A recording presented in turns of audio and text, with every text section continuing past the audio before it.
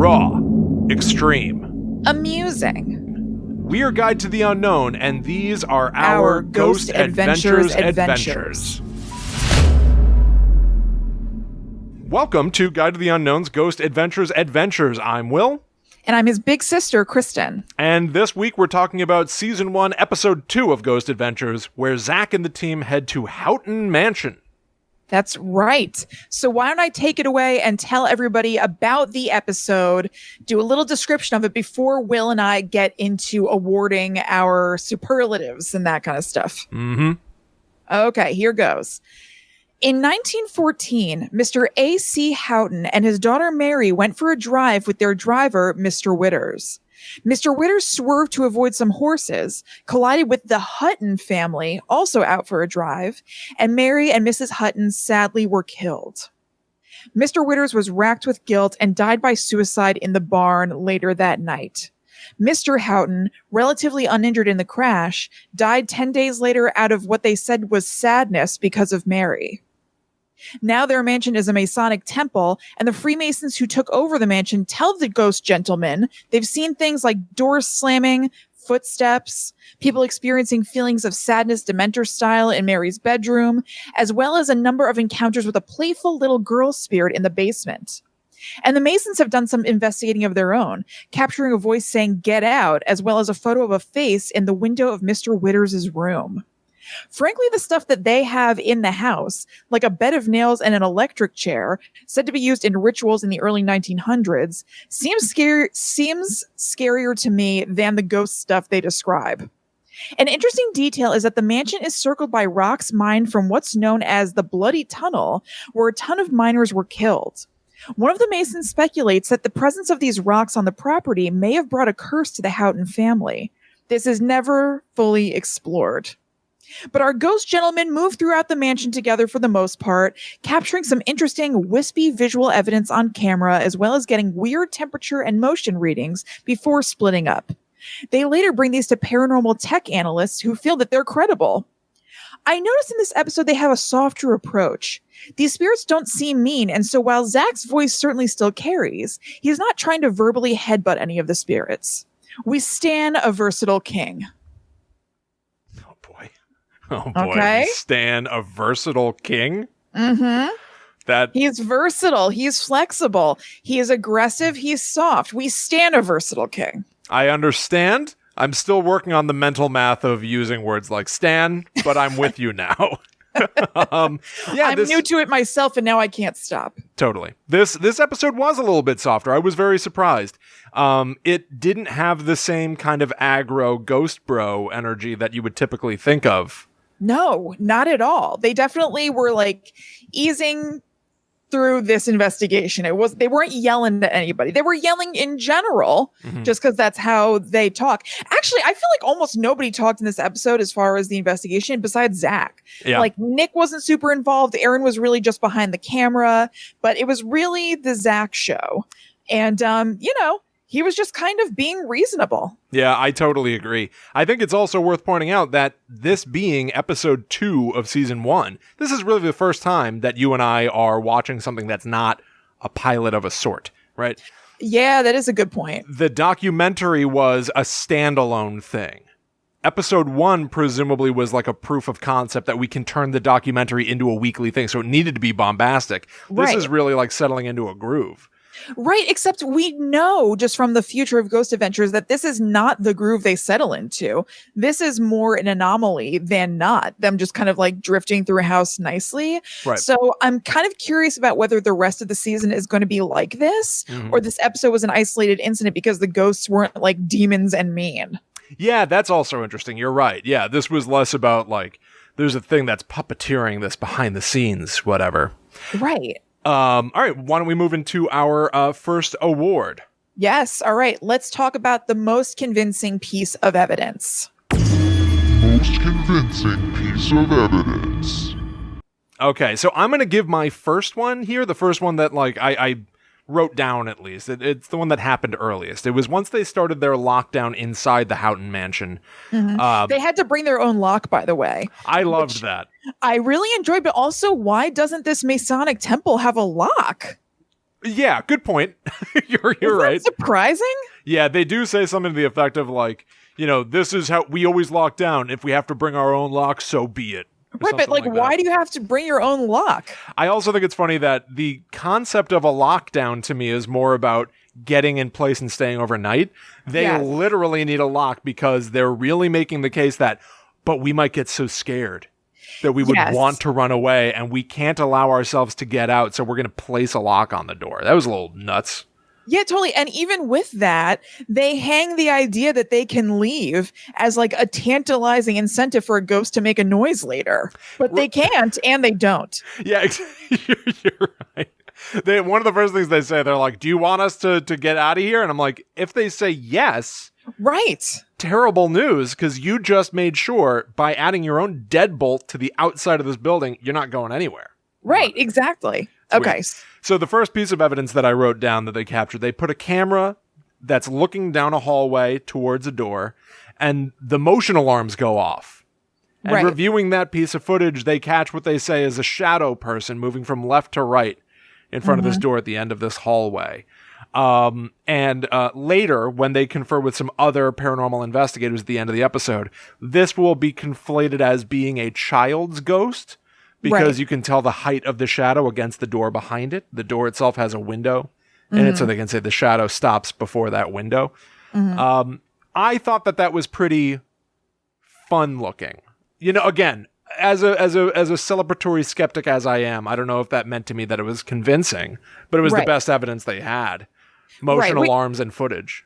We always kind of have to play a little fast and loose with the word convincing. I know, yeah. You know what I mean? But it's relative to what's going on in the episode, the most convincing. Right. I also had that on my list. And I thought it was interesting that at first they thought that it may have been the ghost of Mr. Houghton because it moved from his office.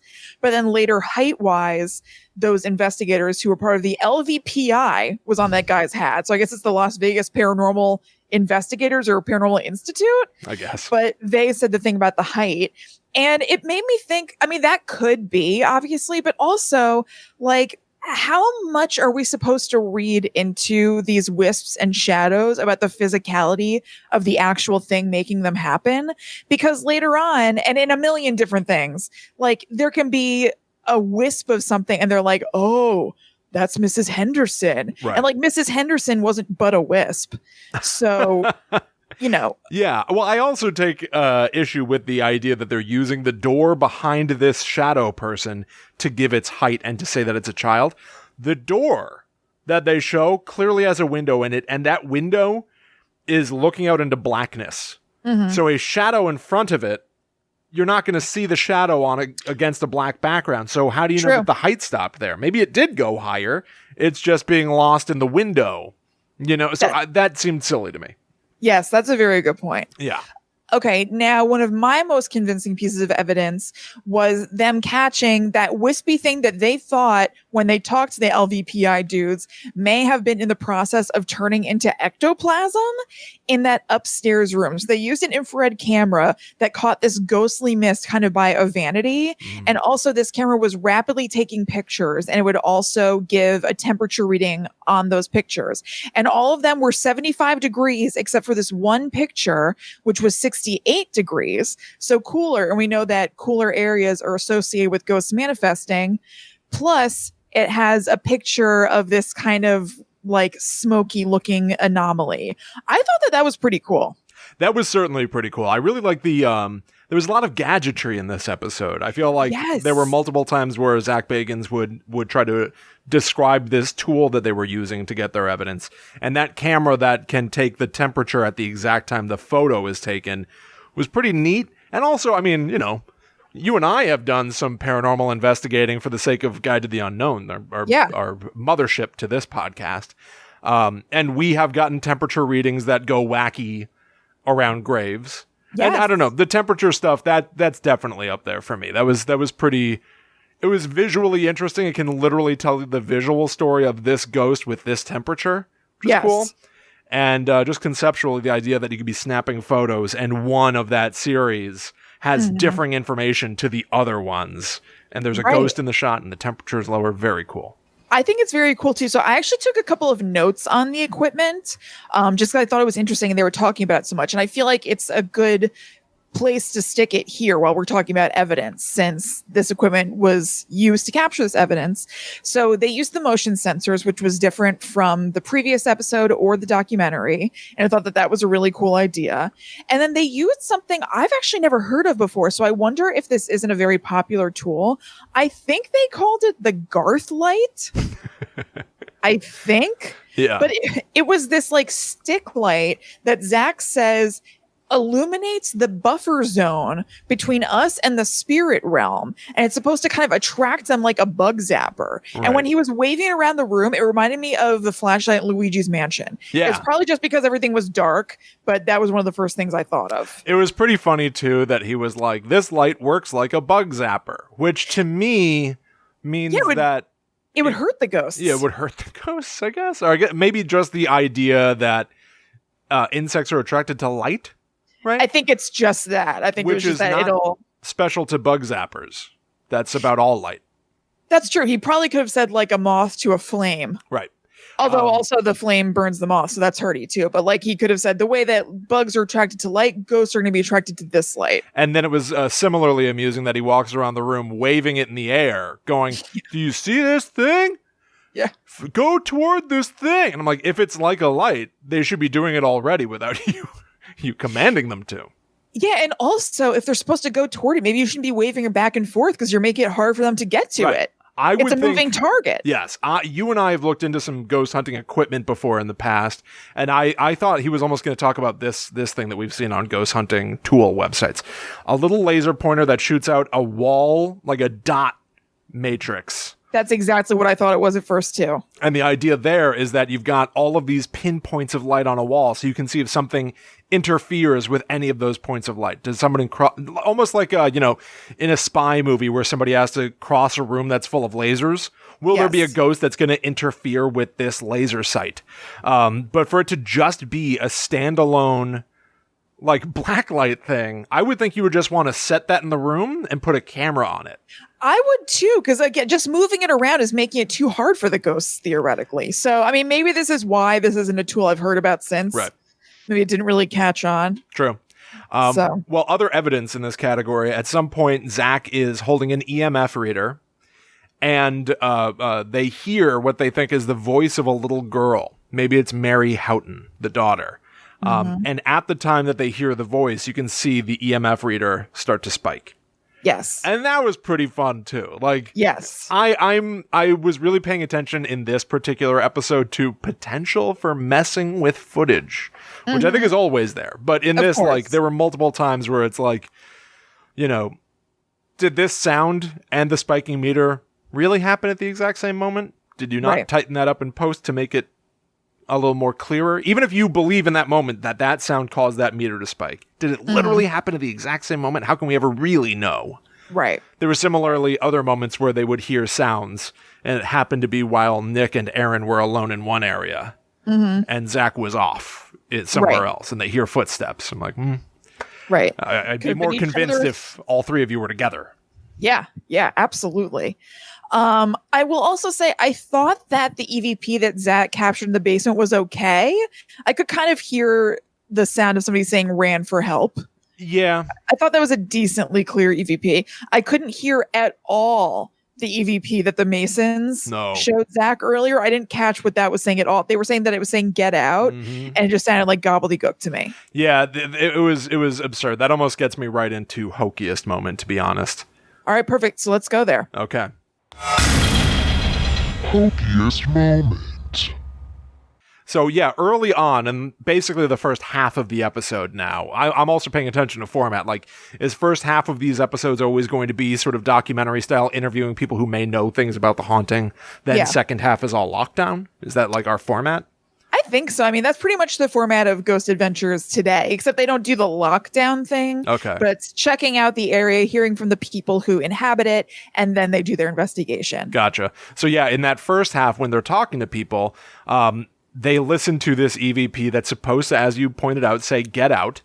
I heard, now get out, 2 syllables, right? Very recognizable. Sure. I heard like a 4-syllable thing on that tape. It was like, Bowie would ow. Bowie would ow. I'm like, get out. I heard an ow in there. Getty ya out. Getty ya out. Getty outy. Getty outy. Yeah, I don't know. But like the whole reaction to it was Zach being like, it's very clear. You can tell. You can absolutely tell. And I felt a little gaslighted, you know? Yeah, I mean, I feel that way with EVPs a lot. I have a really hard time understanding them most of the time. Actually, over on patreon.com/GTTUpod, we did an episode of our private podcast over there, the Netherworld Dispatch, where Will and I and our mom listened to a ton of EVPs online. And like, I do not have an ear for EVPs. I can almost never hear them. 1,000%. It's really complicated, but particularly in that moment where there's a group of 4 people in that room listening to something and going, can't you hear it? It's definitely saying get out. It's as clear as a bell. I feel like there's peer pressure to be like, yeah, you're right. But I don't know if I buy it at all.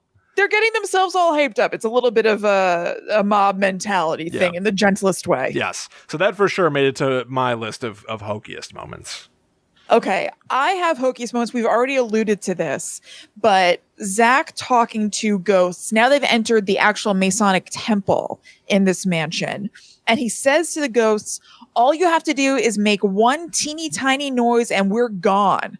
Then a sound happens and they don't. They straight up lied to these ghosts. Yes. I can give you a straight up genuine hokey moment that like I just thought was strange. Just a strange move and didn't really make sense, which was great. They go into the room that is supposed to be like the temple in the building or whatever. And the camera's on Aaron. And Aaron stumbles over what appears to be a small altar. He like trips. He like very nearly falls flat on his face. And Zach goes, dude, don't hit that thing. That thing might have some powers or something. I wouldn't mess with that. And I couldn't tell if it was a joke. I don't know either. I felt the same way. I couldn't tell whether he was kidding or not. He plainly has a very playful personality. Like, we follow him on Twitter. I see him joking around all the time. Yeah, he's a jokester. I could not tell from his delivery if he was being authentic in that moment or he was just making fun of Aaron for almost tripping over something that might be evil, powerful or whatever. I felt the same way. It was fascinating to me. It really is good.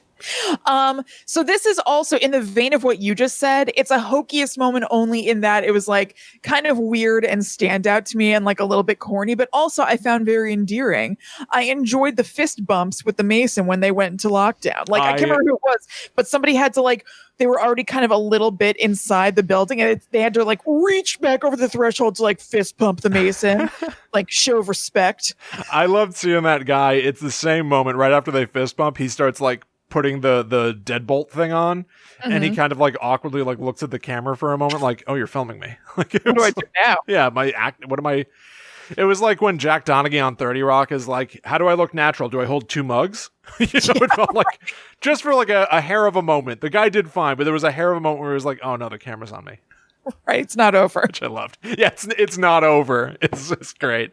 There was also a moment where they speak to that woman who was like the granddaughter. Oh, yes, I know. I don't understand what she thought was happening. Yeah.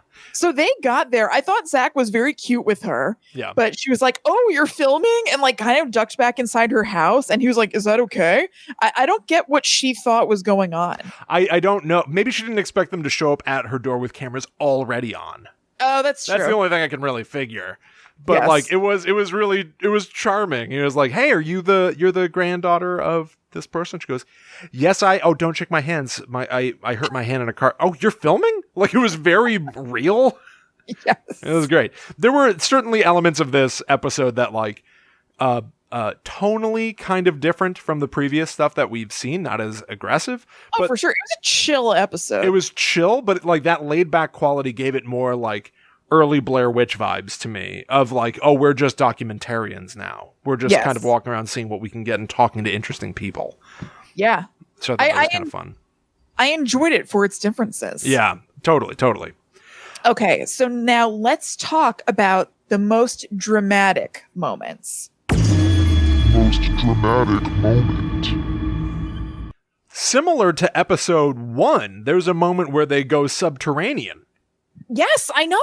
I wonder how much this is going to be a theme where they like go off of the property to investigate something that might have something to do with it. I liked it. I do like the idea of these paranormal events is not just taking place in that house. It's almost like a bubble of activity. So we need to even look underground. Let's go into the Hoosick Tunnel, as they say.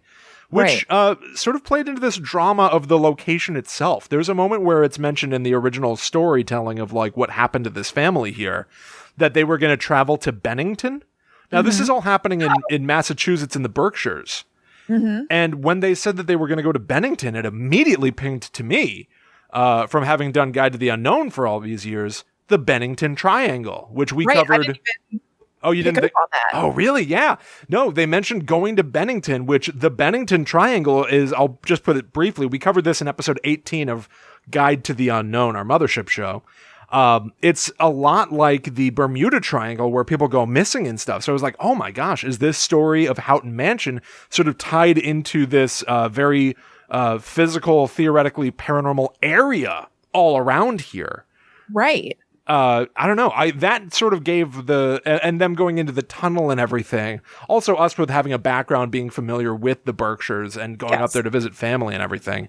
It really, I don't know. I loved the setting of place and going underground and thinking about all these things. Yeah, I did too. And it's just always fun to see them kind of like off of the property, not just in somebody's house or basement and getting scared by things over there. You know, they're in like an abandoned train tunnel and Zach's like, I saw something move or an animal. Like they're just always on high alert, even if they're not in the actual haunted place, which is very fun to see. 1,000%. We also got one of the first times, I think. It was another moment where Aaron kind of freaked out in a tunnel. Last time he didn't like how stinky it was in the sewer. Right. This time we did, I think, get for the first time like a close up on Aaron where his eyes are all wide. He had like a slight freak out moment and it was like a flash forward. It's like, I know that Aaron has a lot of good like face takes in later stage ghost adventures. Yeah, he's got an expressive mug. He sure does. The only other moment I have here we already alluded to was that little girl screaming coupled with the EMF spike. That was really one of the only like jolt moments of like, whoa, something seems to have really happened here. It was certainly dramatic. Did you have a feeling about the voice itself? Like, do those things freak you out when you see them? Not literally freak me out. They don't give you like a chill or anything when you hear supposedly the ghost talking the EMF stuff? No, actually. No. I find it interesting. Yeah. I mean, that seemed legit. I also was looking for like, okay, did they couple these things? And they flashed back to that happening a couple of times. And it's, hard to say, but it seems like they all kind of reacted at the same time. And it was when the EMF meter spiked. So it seems like it could have happened. Now, you could say, if we're looking to poke holes in things, which I'm not necessarily trying to do, but I kind of can't help it, you could say that they timed it. They're like, okay, let's all react, let's freak out. But then how do you control the EMF meter? I mean, there are ways to do everything. But I found that kind of interesting. I feel like the evidence and the dramatic moments in this episode weren't necessarily bombastic. Yeah. They were things that felt a little bit more credible to me than other things I've seen on ghost shows. I was like, okay, this seems plausible. And I feel like it had something to do with the doubling up of things often. So the EMF meter spiking and the girl yelling, the infrared camera showing a lower temperature, plus it's also showing some sort of formation. It felt like there, could be something going on here. Yeah, I think I definitely agree with that. There were a lot of moments that kind of stacked and made them entertaining in and of themselves, even though the broad majority of the episode was a little more sedate. Right. Okay, so now let's move on. This is always a fun one, and talk about best quote. Best quotes. William, I cede the floor to you. All right, so this is still in the tunnel. I really liked it when they were in the tunnel. And this is fine. I know what he means entirely, but it was just like a little line that was just a little silly to me. Zach Bagans goes, I know it's dark in here, but it feels dark in here. Right. And he changed the meaning of dark midway through. Like a dark meaning evil, I guess. But it was just like, right, yes, it is dark in here and it feels dark in here. You're 100% correct. You're absolutely correct. I also kick things off with a quote from the tunnel. I just thought it was kind of a funny thing to say or a funny way to phrase it. Zach said, "This is just creepy as hell, man. I'll be the first to admit it." Yeah, you always will be the first to admit it. It's true. I'll be the first to admit it. My other big quote from Bagans in the episode is, at one point they're walking around and they've got all the night vision on. It's pitch black in there. And Zach Bagans is walking in front and walks into a door that's closed. Oh, yeah. Fully walks into a door with his face. And then he turns and he says, guide me, that hurt like hell. You need to be my eyes. He got all annoyed at them for not telling him he was about to walk into a door. It was great. Why are you in front if you can't see, bud? Yeah, true. If they're going to guide, it's hard for them to guide you from behind. Shouldn't you also have a night vision camera then? That's true. We're all responsible for... Did they know that they were supposed to be... They didn't have a thing where it was like, now remember, I can't see down here, so you guys are able to see in the dark with your camera, so let me know. Right. Maybe that happened off camera. Yeah, exactly. Maybe you don't need to be in pitch black leading the group. That's how you walk into doors. Which, again, another thing of like, good on you for leaving it in. Oh, absolutely. It's fun. It's super fun. I loved it. But certainly he sounded annoyed. That hurt like hell. You need to be my eyes. You need to be my eyes. Chastising. Oh, God. Okay, so when the Mason guys were playing them, the EVP of who they thought was Mr. Witter saying, get out, they've already said, okay, we think it's saying get out. They play it, and then Zach goes, what do you think he's saying? like the idea. And the guy goes, I think he's saying get out. I think Zach meant in a larger way. Why do you think he's saying this? What do you think he's communicating? Right. But it's funny to be like, okay, listen to this. This man is saying get out. And then to respond with, what do you think he's saying?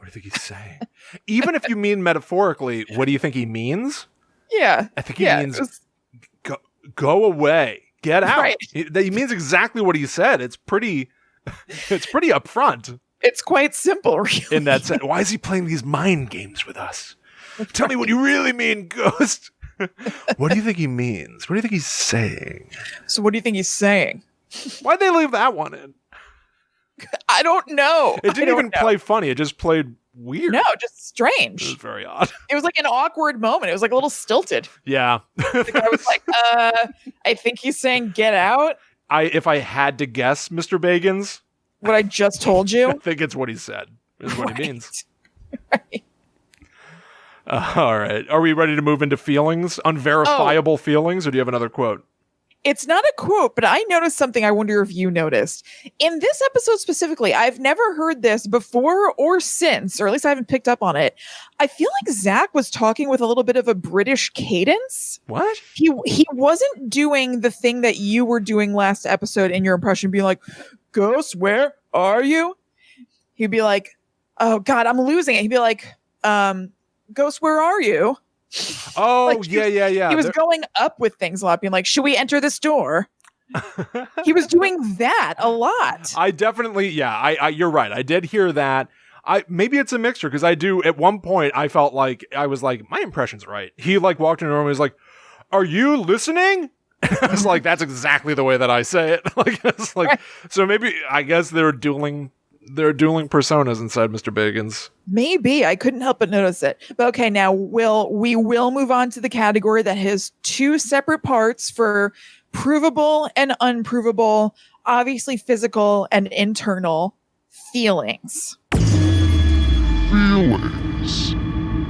All right, here's a big unverifiable feeling right off the bat. Mm-hmm. So they are, I think it was in Mary Houghton's room, I think.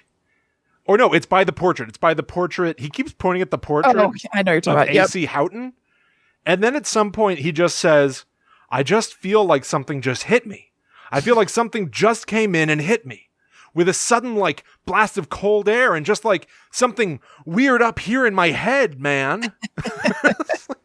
He said it hit him in his head. Hit me in the head, man. And he does the, like swirling your finger by your temple to be like, I'm going nuts. Yeah, right. And it was just like, well, what? Can we unpack that a little more? What do you mean something weird up in your head? I know. What is that? Did you get dizzy again? What are you talking about? And there's nothing there's nothing to go off of except for like, okay. Right. You do feel weird? All right. They move on from things sometimes that I really would like to have a little bit more exploration of. Absolutely. Like, what does that mean? What are you talking about? Same as those weird things that the Masons have in the house. Like, what do you mean they have a bed of nails and an electric chair from rituals performed in the early 1900s? Excuse me? Unpack that. Right. They just mention it. They mention an electric chair and a bed of nails. Right. And they do acknowledge that it's weird and creepy, but they don't bother to like go any further into the purpose or what? Yeah, and so, like, maybe, and maybe not, but maybe it's not just the Houghtons who are potentially haunting this place. What if there are former Masons who experience, like, trauma in there, who are attached to it for some reason, and so they're around? Absolutely. I just think it's something worth thinking about if those are the things within the place that we're exploring. Now, Aaron and Nick split off from Zach and go investigate the electric chair a little bit, but even then, we don't really see much of it, so I guess nothing really happened. No, they kind of go there, and that's when they hear footsteps. Yeah. But again, like Zach's, I don't know. You know, Yeah. I'm skeptical, so whatever. But it's like, yeah, if there's 3 of you, one of you is missing, and 2 of you hear footsteps, I'm inclined to believe it was the third person, even if the editing tells me that Zach's in the basement alone. Yes. I don't know. Naturally. Right. And then he, of course, hears something that sounds like a bottle being thrown or something like that, which I'm like, well, the other 2 guys are... They're gone. They're not with in the you frame. right So, now. yeah, exactly. I don't know. Yeah, totally. Another unverifiable feeling here. This is an exchange that happens to multiple of the guys all at once. It's freezing. I just got the chills. Look at my body, Zach says. Oh, I forgot. I meant to put that in my favorite quotes. Look at my body. Look at my body. Your whole body? What do you mean? Well, last in episode 1, you said, like, look at my arm. It's got goosebumps. This time you said, look at my body. He just phrases things really funny sometimes. Like, there are a lot of things where I get the point of what he's saying, but his word choices are just very funny. Look at my body. Top to bottom? Yeah. And then you just hear, I think, Aaron go, I just got goosebumps again. So just another ring of the 3 guys being like, I'm more freaked out. No, I'm freaked out. Well, I got a chill. Scared. Look at my body. Right. Incredible. They also say that they smell a musky old cologne. Okay. I have something to say about this. They say they smell this musky cologne, and I noticed something. Aaron points it out first. In the last episode, Aaron smelled a nasty smell in the tunnel. He did. I think we have to look out for this. This is something to closely monitor. Is Aaron as finely attuned to scent as Zach is to emotions? Fascinating. Aaron is picking up on a lot of smells.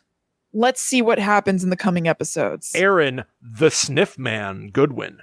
That's right. There's I guess it would be, so, you know, there's like clairsentience, clairaudience.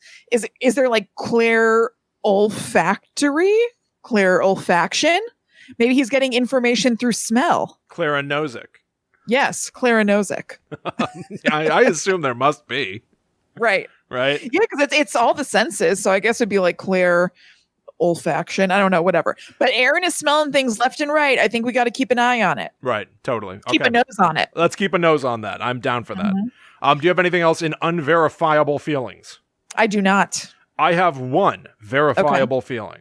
Okay. Zach walked into a door and I saw it. Oh, I mean, that's the other. I have that too, but we already talked about it. And he got hurt. He got hurt because he walked in the door. And Aaron tripped over that altar. So yes, Zach bonks his head. More clumsiness than a ghost scratching your back like in episode 1.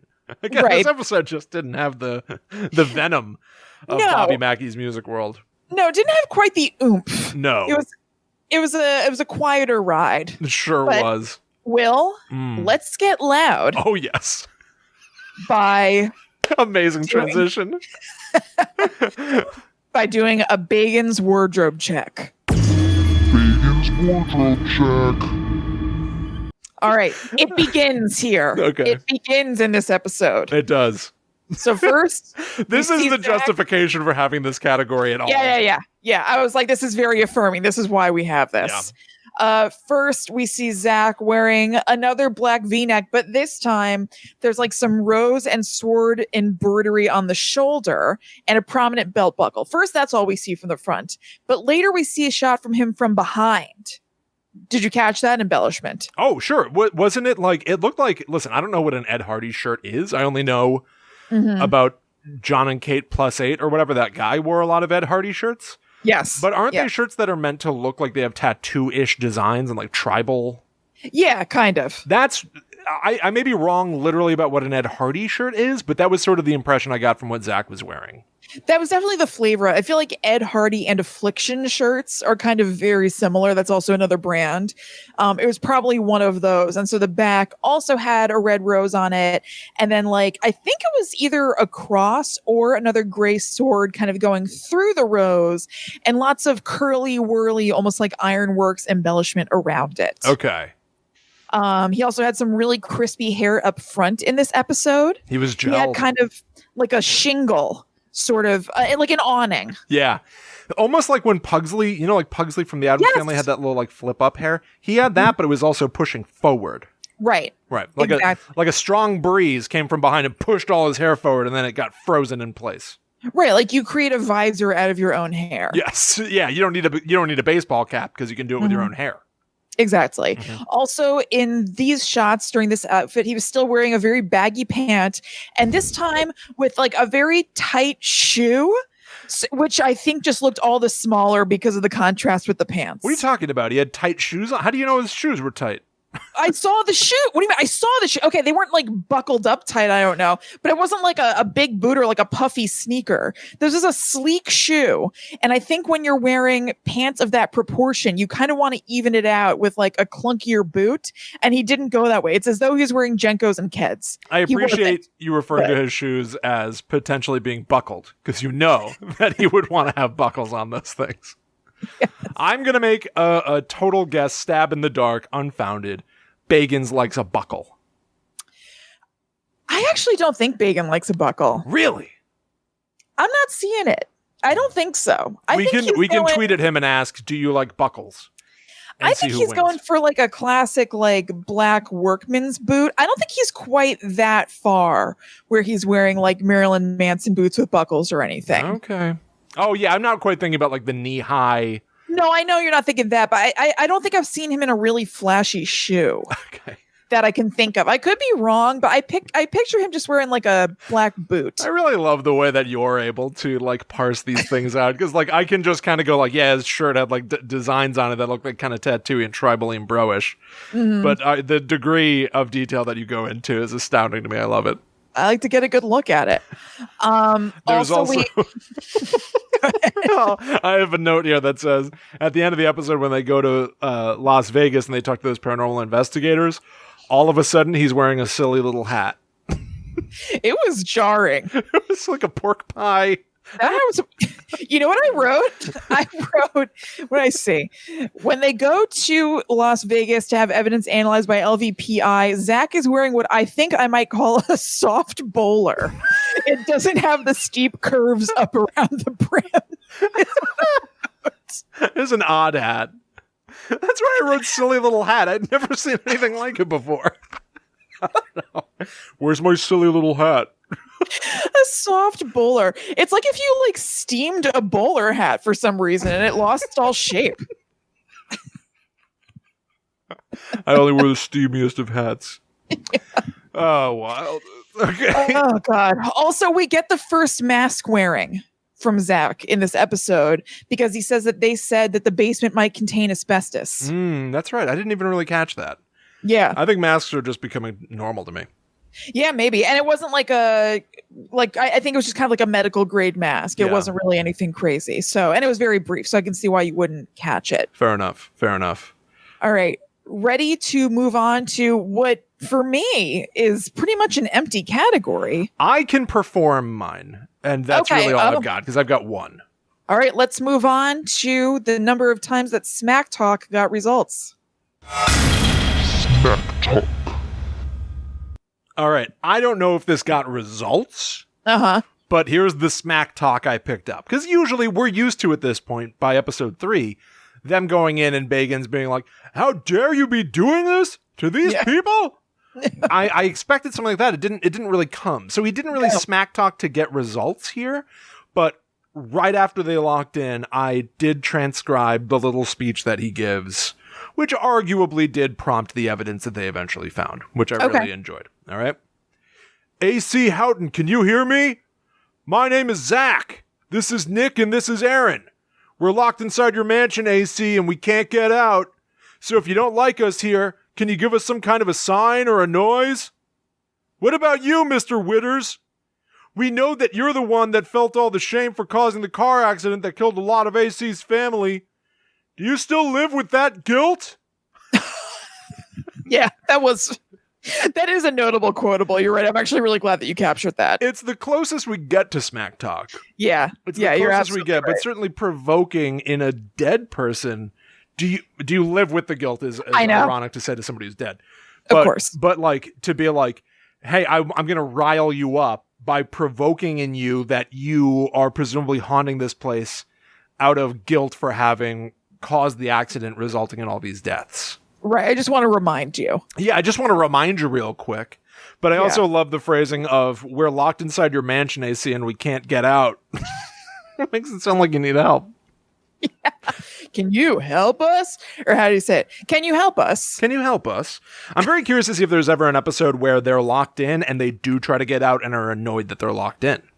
Oh, yeah. Because that's the purpose of a lock-in is that you can't get out if you want to. They never want to, though. Right. They never butt up against this device that they have. It's a fun gimmick. It's a really fun gimmick. I love the idea of the lock-in. And as you say, if they get rid of that in the future, I'm probably going to miss it. Unless we see on the show, there might be a really good justification for getting rid of it. But maybe. I love that idea of having to stay in this haunted location. But the other fun of the lock is that you can then show somebody trying to get through it and being like, oh no, why did we do this to ourselves? That's true. I wonder if it was like a safety issue where somebody needed to get out and they couldn't. So they're like, okay, we're going to do away with the lock, or they just realized it wasn't really adding anything or something. Yeah, totally. Like, have we just done this too many times? We're going to call it quits. Right. What's the point, basically? Definitely be curious to see. It'll be interesting. Yeah. So that brings us to the end of our rankings.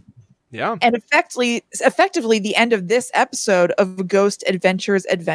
Yeah. So the next time we meet, we're going to be talking about episode 3 of season 1 of Ghost Adventures, where Zach and the guys spend the night locked inside the West Virginia State Penitentiary, which was abandoned in 1995 and is claimed to be haunted. So make sure you come back and join us for that. Subscribe to the podcast here.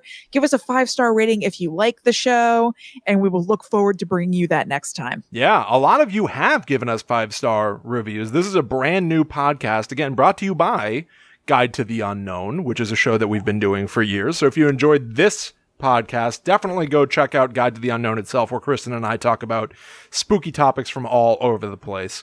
But yeah, a lot of you have already rushed out and given us 5-star reviews on Apple Podcasts, like this one from Natalie, saying, my favorite things, Guide to the Unknown and Ghost Adventure reviews. I can't wait to rewatch every single juicy and insane episode of Ghost Adventures. An absolute treat. Awesome. Thank you, Natalie. We got a ton of reviews like within 24 hours of this show going up, which was really like awesome to see. So thank you all so much for supporting us this early on. We're really excited to keep doing this. Please consider sharing the show. As much as this is a spin-off of a different podcast, this podcast is brand new. So if you enjoy it, consider the fact that maybe some of your friends would too. Write some tweets, write some Facebook posts, share it on Reddit. Whatever works for you. We're really enjoying looking back at Ghost Adventures and talking about it through issuing these goofball rewards. Or awards? Rewards? I guess we can't really give Zach Bagans a reward. We can award him the most dramatic quote every week. Attention is its own reward. That's true. Yes. I think, especially for him. You know, seems to be the case. He's yelling for it from the ghosts, and we're giving it to him. So it's not exactly what he wants, but it's something. We're a good runner-up. Who doesn't like attention? Of course. Speaking of which, make sure you follow @GTTUpod on Twitter, Facebook, and Instagram to keep up to date with what we're up to and what new shows we're releasing. You can also, as Kristen mentioned earlier, go to patreon.com/GTTUpod. And if you back us on the Netherworld Warrior level, which starts at $4 a month, you're going to get access to a bunch of bonus material. Like we said, we have done our own paranormal investigations in the past, and we did put out a mini documentary about it out on Patreon, where you can watch and listen to it as Kristen and I go to different hotspots here in New Jersey and try to get ghostly evidence, and seemingly actually did. You're also going to get access to a third Guide to the Unknown podcast called The Netherworld Dispatch, which comes out on the 13th of every month, only for people who back us on patreon.com/GTTUpod. So yeah, you can also follow Kristen and I individually if you're craving more. That's right. I'm at Chillin' Kristen on Instagram, Twitter, and Facebook. I am at The Myth Traveler. So we will see you next week when we go to explore a haunted penitentiary. But until that time comes, we're Guide to the Unknown. And these are our Ghost Adventures.